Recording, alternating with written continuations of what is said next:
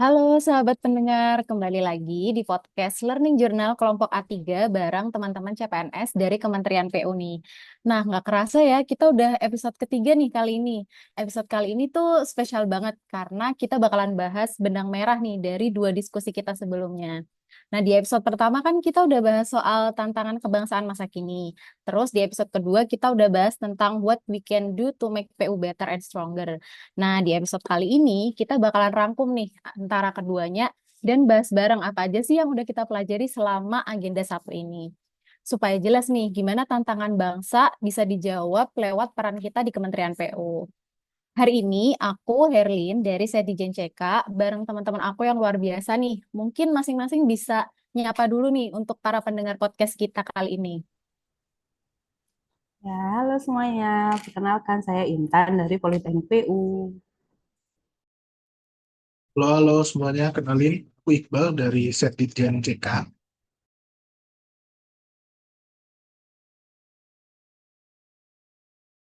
Halo semuanya, perkenalkan saya Ihsan dari Setijen CK juga. Halo semuanya, Halo, aku Ilham dari Bina Marga. halo semuanya. Saya Hanif dari Politeknik PU. Halo teman-teman, aku Kinan dari Bina Marga. Oke, karena semua udah perkenalan, karena mungkin bakalan ada pendengar baru di podcast kita nih, jadi kita tetap kenalan satu-satu ya, biar pada kenal semua. Nah, karena udah kenalan semua, langsung aja kita mulai ya. Kita tarik benang dulu nih dari dua episode podcast sebelumnya. Nah, kalau ditarik garis nih dari dua episode kemarin, menurut kalian apa sih hubungan antara tantangan kebangsaan dengan peran kita di Kemen PU? Mungkin aku mulai dulu dari Mas Hanif ya. Mas Hanif kan dari Politeknik PU nih. Gimana pandangannya Mas Hanif nih? Kalau ini dari saya, tantangan literasi kebangsaan dan skill gap itu memang sering kita jumpai. Nah, anak muda itu sering lebih tertarik ke konten yang viral daripada nilai kebangsaan. Nah, di Politeknik PU, jawabannya adalah bikin kurikulum yang relevan dan berbasis teknologi. Mahasiswa harus kenal BIM, IoT, kemudian bahkan green design sejak awal.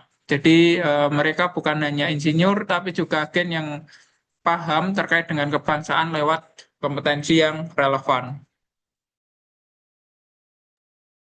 Aku izin jawab juga deh ya. Kalau dari aku sih, tantangan paling besarnya itu ada di rasa distrust publik ya, atau ketidakpercayaan publik.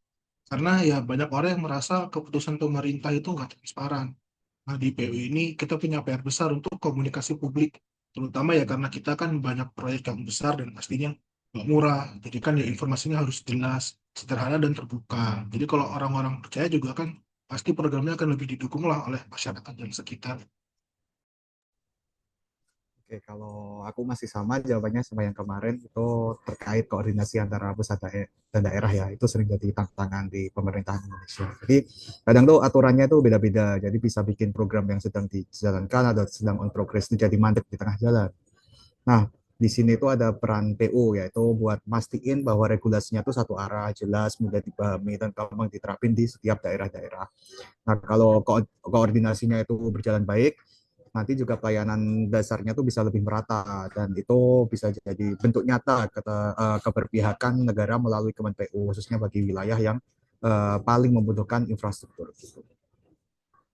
Oke, terkait ini berarti ya tantangan bangsa sama peran PU ya. Sama juga sih kayak yang kemarin kita bahas. Kalau dari aku pribadi bicara terkait infrastruktur jalan dan jembatan ya yang masuk di tusi aku juga. Sebenarnya masih banyak nih daerah perbatasan yang belum terakses oleh jalan nasional. Padahal kan kita sama-sama tahu kalau konektivitas itu adalah salah satu syarat utama nih atau yang paling mendukung lah buat persatuan bangsa khususnya di bidang pertahanan misalkan. Jadi kalau bicara pembangunan kita nggak cuma bahas soal teknis nih, tapi gimana bisa mewujudkan pemerataan yang adil bagi semua wilayah. Aku sendiri nih sebagai perencana eh, ngerasa kayak punya beban moral gitu ya untuk memastikan bahwa setiap ruas jalan nasional yang PU desain itu benar-benar menghubungkan masyarakat satu sama lain. Oke, nyambung ya, karena saya sebagai seorang akademisi, Masalah utama yang kita hadapi sekarang itu adalah SDM kita yang belum sepenuhnya siap menghadapi perkembangan zaman. Jadi pendidikan kita harus bisa menghasilkan lulusan yang langsung siap dan juga relevan dengan kebutuhan industri 4.0. Nah, Politeknik PU itu nggak cuma kampus teknik aja, tapi juga pusat untuk melahirkan SDM unggul yang siap menjawab tantangan bangsa di masa depan. Nah, kalau mungkin aku juga akan nyambung ke pernyataannya Mas Iqbal tadi nih. Kalau dari sisi keuangan sendiri, tantangan bangsa itu tercermin juga di mana kita mengelola anggaran. Dengan ada kan PU ini dapat dana triliunan rupiah tuh. Nah, kita punya tanggung jawab besar untuk melihat bahwa setiap rupiah itu harus tercatat dengan rapi dan digunakan seefisien dan semaksimal mungkin. Jadi kalau dari keuangan kita transparan, otomatis publik pasti akan merasa percaya sama kita. Oke, menarik ya kalau misalnya kita tarik benang merah dari diskusi kita di dua episode sebelumnya gitu. Ternyata tantangan bangsa itu nyambung banget sama tantangan kita di PU ya. Jadi intinya kita sebagai ASN di PU itu harus hadir dengan SDM yang kompeten, transparansi yang kuat, dan pembangunan yang merata juga. Nah, kalau kita flashback lagi nih, kemarin kan kita juga sempat bahas tentang nilai bela negara ya. Nah, kalau diterapkan di pekerjaan sehari-hari kita di PU, kayak apa sih bentuknya gitu? Mungkin aku mau mulai dari Mas Ilham kali ini ya.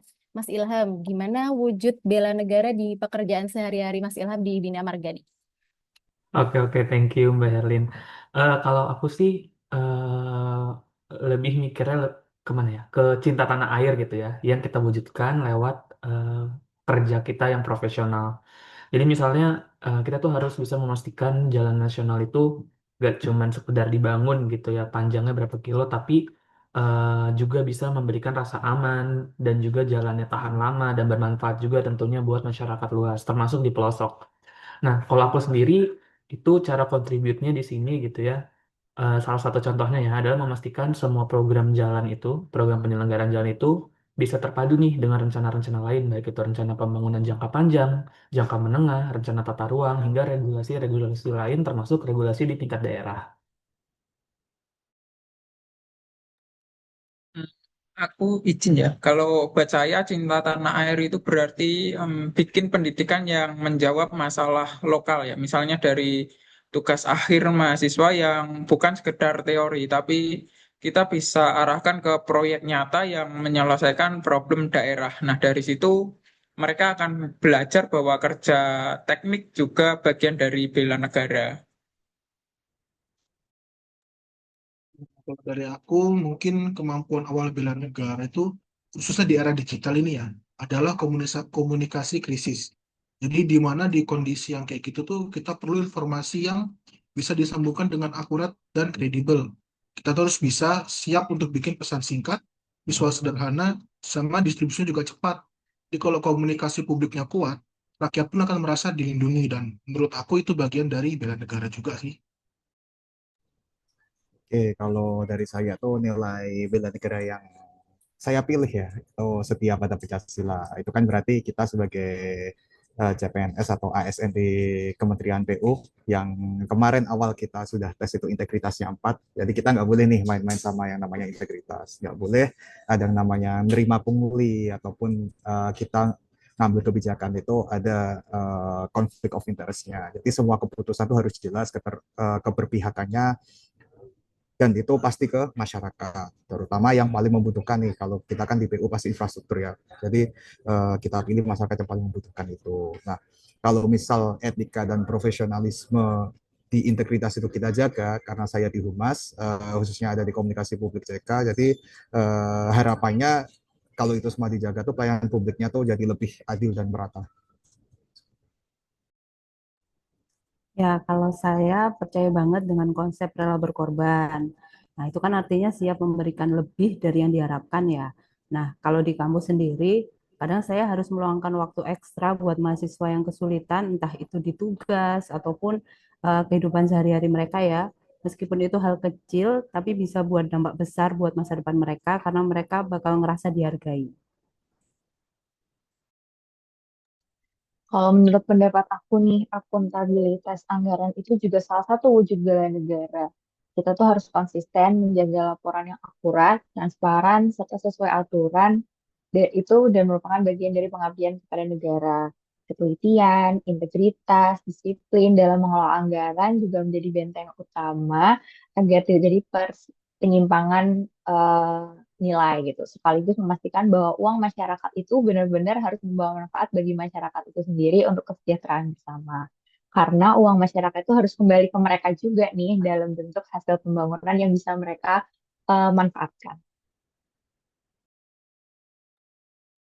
Oke, keren-keren ya komitmen bela negara teman-teman semua sebagai ASN muda di Kemen PU nih ya. Aku izin cerita sedikit ya kalau di bagian aku nih, di bagian pengendalian intern, itu kan pengendalian resiko ya. Nah, salah satu yang menjadi concern utama itu terkait resiko korupsi. Dan ada juga nih Satgas pengendalian gratifikasi kalau di tim pengendalian intern itu.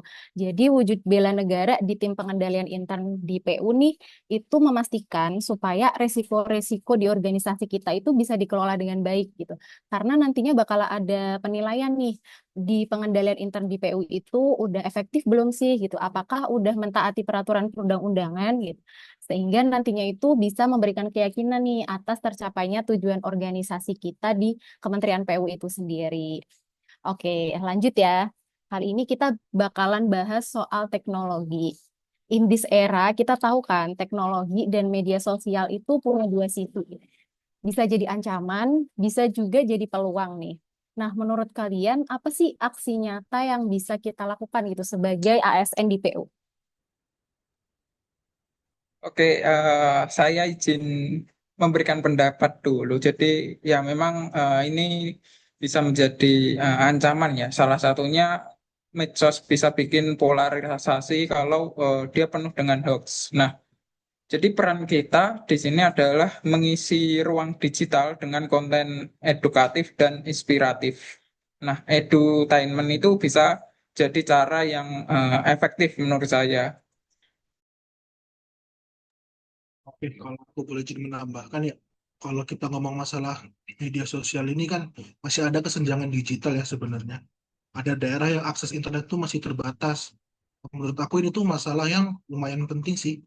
Karena kalau nggak cepat dibereskan, digitalisasi ini justru malah bikin jurangnya tuh makin lebar. Yang tertinggal yang makin tertinggal, yang maju pun akan semakin jauh. Jadi menurut aku penting untuk kita dorong pemerataan akses digital ini. Karena ya itu jadi aspek yang banyak mendukung juga sih, kayak terutama pendidikan sama ekonomi gitu menurut aku.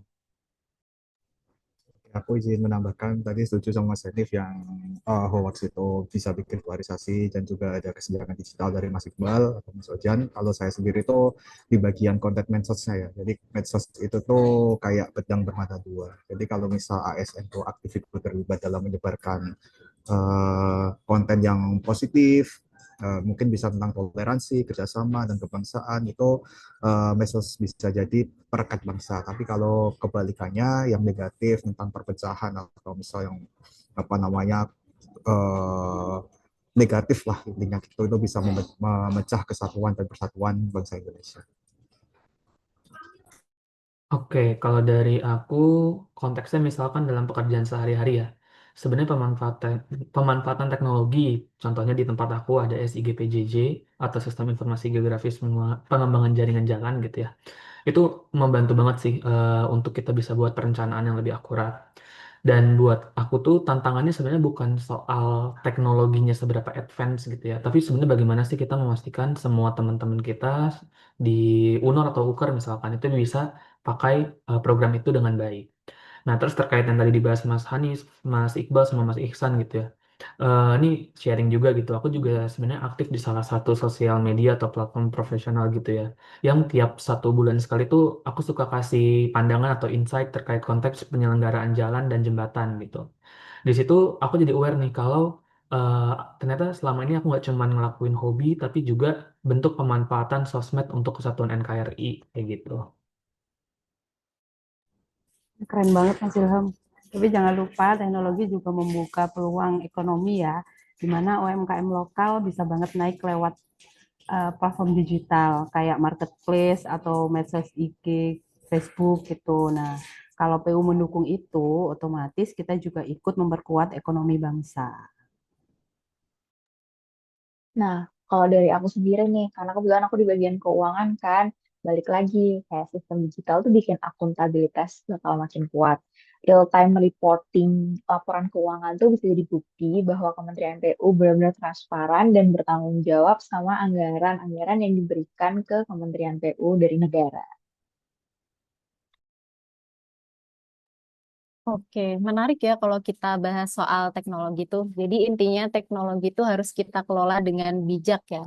Kalau dibiarkan bisa jadi ancaman, kalau diarahkan, difilter dengan positif penggunaannya, itu bisa jadi potensi besar bagi negara kita gitu. Nah, di pembelajaran kemarin itu ada hal yang menarik nih teman-teman. Soal bangsa kita yang sedang dihadapkan dengan berbagai isu kontemporer nih yang cukup serius. Ada judol, pinjol, urbanisasi, perubahan iklim, sampai dengan tantangan polarisasi sosial dan literasi digital nih. Nah, aku mau tahu nih, menurut teman-teman, gimana sih seharusnya kita sebagai ASN muda di Kementerian PU buat menyikapi hal ini? Ini menarik sih, jadi aku izin duluan ya. Kalau dari aku paling pertama yang mencolok banget tuh judul sih, karena buat aku ini udah masalah serius. Karena data tuh menunjukkan jutaan warga Indonesia tuh terjerat, bahkan juga bukan cuma dari golongan yang mungkin orang mampu ya, bahkan dari orang-orang yang mungkin berada pun semuanya juga terjerat gitu. Nah, kitanya sebagai ASN muda tuh harus bisa hadir sebagai komunikator publik yang jujur dan transparan. Jadi kita terus bisa ngasih tahu ke masyarakat kalau judul ini resikonya besar loh dan konsekuensi juga nggak main-main. Karena banyak yang sampai ke ya konsekuensi ekstrim, mungkin ada yang sampai bunuh diri dan segala macam gitulah. Jadi kita juga harus ikut mendukung kebijakan pemerintah dalam memutus mata rantai judul ini sih. Aku izin menambahkan kalau aku terkait pinjol ya. Jadi kalau judul sama pinjol itu biasanya kalau di Indonesia kita itu saling berkaitan gitu. Udah ketagihan judul, butuh duit, akhirnya pakainya pinjol. Nah, salah satu di pinjol tuh yang paling meresahkan tuh di pinjol ilegal itu yang apa tidak terdata dalam OJK itu. Nah, itu sangat meresahkan karena itu bunganya itu sangat tinggi dan sangat mencekik masyarakat ya. Jadi bisa bikin masyarakat tuh stres atau bahkan paling parah itu sampai membunuh diri lah gitu. Nah, pemerintah pun sudah bentuk satgas khusus ya, tapi kita sebagai ASNPU juga berperan nih membantu pemerintah. Misalnya kalau saya di Humas itu kita bisa kolaborasi dengan Kemenku, dengan Kominfo ataupun bareng OJK juga kita bikin edukasi atau campaign literasi keuangan. Nah, kalau tambahan kalau misal JK itu ada program yang namanya IBM, infrastruktur berbasis masyarakat, itu tuh kita benar-benar menggunakan jasa masyarakat untuk membangun infrastruktur yang ada di desa gitu. Jadi emang IBM ini membuka lapangan kerja yang luas lah cukup buat masyarakat mencari nafkah gitu.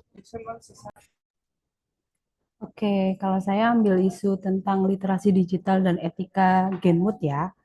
Kayak yang kita tahu, rendahnya literasi digital itu ngebuat generasi muda kita gampang tergiur janji instan kayak judol dan pinjol seperti yang dibahas sama Mas Iqbal dan juga Mas Ihsan.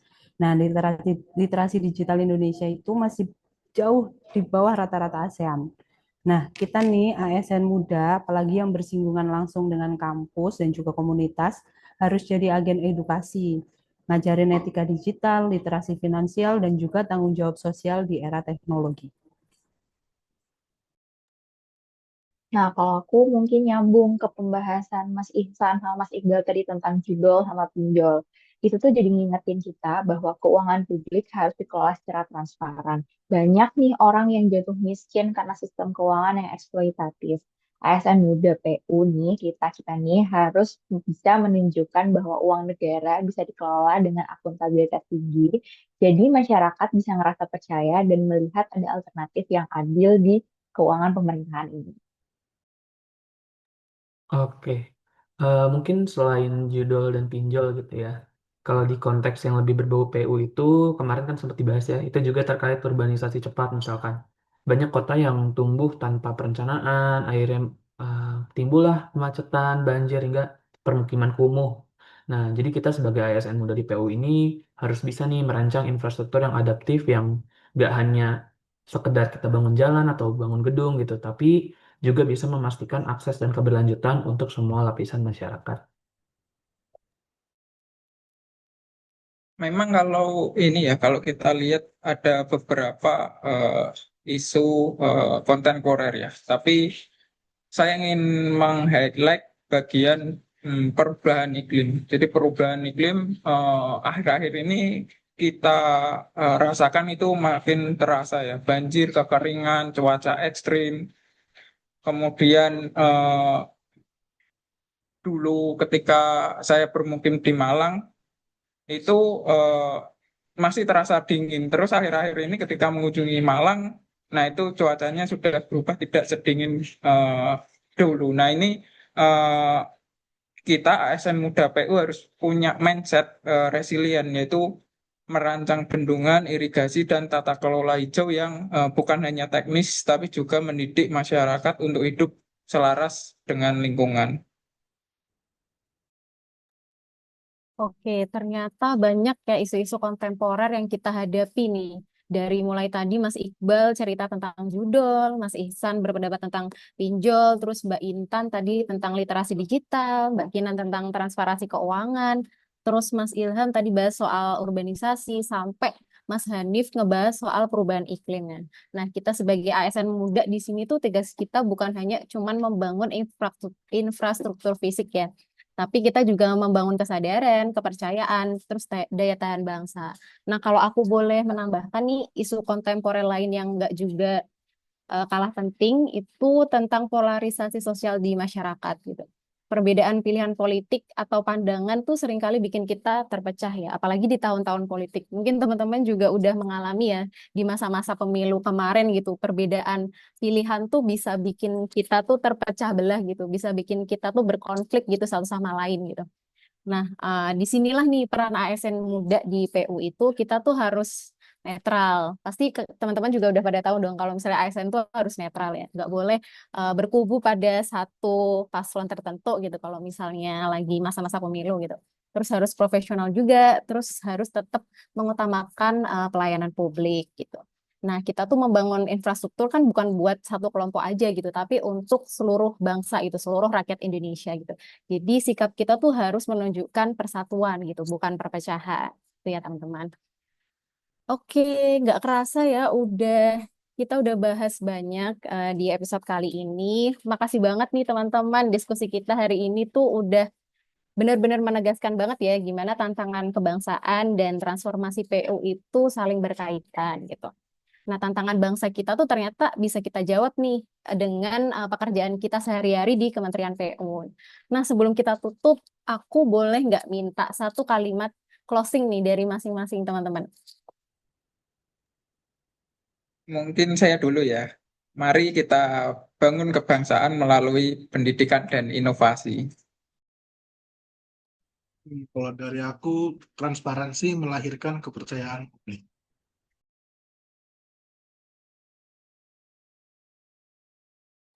Ya, kalau dari saya, integritas ASN adalah benteng dalam bela negara. Oke, kalau dari aku masih sama kayak kemarin ya, kayak mulai dari diri sendiri, jadi teladan untuk sekitar, dan mungkin dengan cara jadi profesional sesuai skill kita masing-masing. Oke, kalau dari saya yaitu bangsa yang kuat dimulai dari individu yang berintegritas, berkompeten, dan siap menghadapi tantangan. Kalau dari aku, integritas adalah senjata sunyi dalam membela negara. Oke, keren-keren semua nih kalimat closingnya. Terima kasih ya semuanya dan terima kasih juga untuk para pendengar podcast Learning Journal A3. Ingat, aksi kecil hari ini adalah investasi besar untuk bangsa besok. Sampai jumpa di episode berikutnya. Salam infrastruktur untuk Indonesia maju. Terima kasih.